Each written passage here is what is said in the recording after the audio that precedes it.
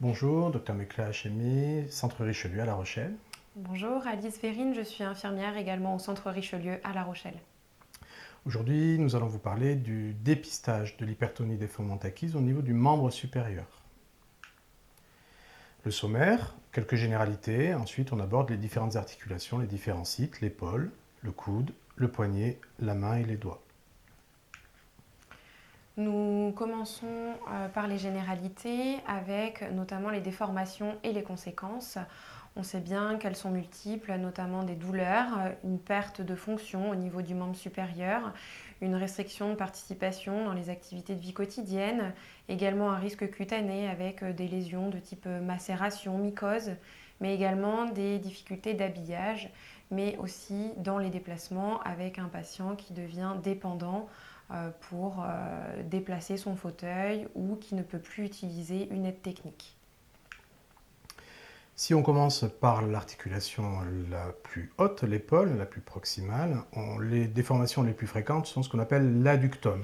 Ça va être le bras qui est très collé au corps et on va avoir des difficultés à décoller du corps, ce qui va entraîner du coup des difficultés pour la toilette. Pour l'habillage, où on peut retrouver également des lésions cutanées au niveau des aisselles. Le déficit d'élévation, l'élévation du bras, c'est le fait de le lever dans l'espace. Et du coup, le patient va avoir du mal à attraper quelque chose, par exemple, ou à se tenir lors d'un transfert. La rétropulsion, c'est plutôt le fait d'amener l'épaule vers l'arrière, et ça va poser des problèmes d'installation, des problèmes d'équilibre, des problèmes de positionnement. Et il y a d'autres déformations qui peuvent être rencontrées, puisque l'épaule est une articulation assez complexe.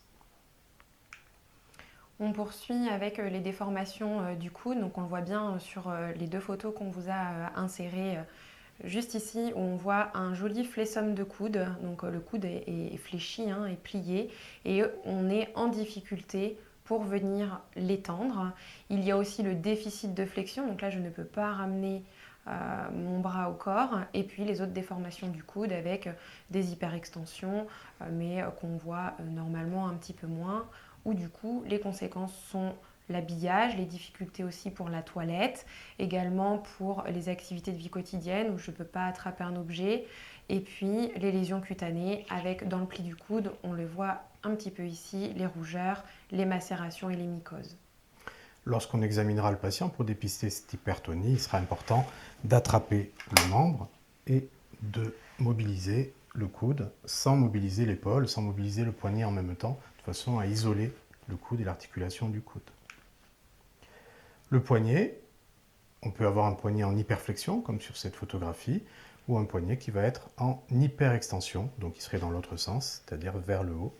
Et après, on a les déviations qu'on appelle radiales et cubitales, donc dans ce plan de l'espace, où le patient peut être gêné aussi pour réaliser des préhensions ou pour utiliser, d'une manière générale, son membre supérieur. Et également aussi pour l'habillage, où ça peut être problématique pour enfiler un vêtement.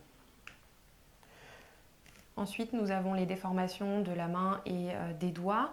Donc là, comme vous le voyez sur les photos, on a bien le flessum des doigts. Les doigts sont repliés au contact de la paume de la main. On peut avoir aussi des doigts en hyperextension. Et puis on a toutes les autres déformations avec les subluxations, les doigts déviés, l'adductum de pouce. Et du coup, là, les conséquences sont aussi multiples puisque le patient ne peut plus utiliser sa main. Il y a bien souvent des lésions cutanées dans le creux de la main. On ne peut pas réaliser la découpe des ongles et ce sont des lésions cutanées qui vont aussi engendrer des douleurs pour le patient au moment des mobilisations. Il y a également l'aspect odeur qui peut être désagréable pour les visiteurs, pour l'entourage, pour la famille, et qui justifie d'essayer de traiter le problème. Quelques trucs et astuces, Alice, concernant l'examen clinique et comment faciliter le dépistage de ces hypertonies. Donc comme vous le savez déjà tous, nous pouvons utiliser l'effet ténodèse, c'est de casser le poignet en avant, de fléchir le poignet et d'après ouvrir par les derniers doigts de la main pour favoriser l'ouverture et ainsi permettre l'hygiène et pourquoi pas y insérer une bande ou un protecteur de pomme si les déformations sont réductibles. Et puis on a aussi le protocole lidocaïne qui sera abordé un petit peu plus loin, mais qui est facile d'utilisation et qui n'est pas invasif, qui est en fait l'utilisation de xylocaïne en nébuliseur qu'on peut instiller dans les commissures des doigts et qui favorise en parallèle de l'effet ténodèse l'ouverture des doigts pour effectuer les soins d'hygiène. Et grâce à un effet antalgique. Merci de votre attention. Pour plus de renseignements et pour monter en compétences, vous pourrez évidemment revenir vers votre équipe autonome qui se déplacera sur votre site.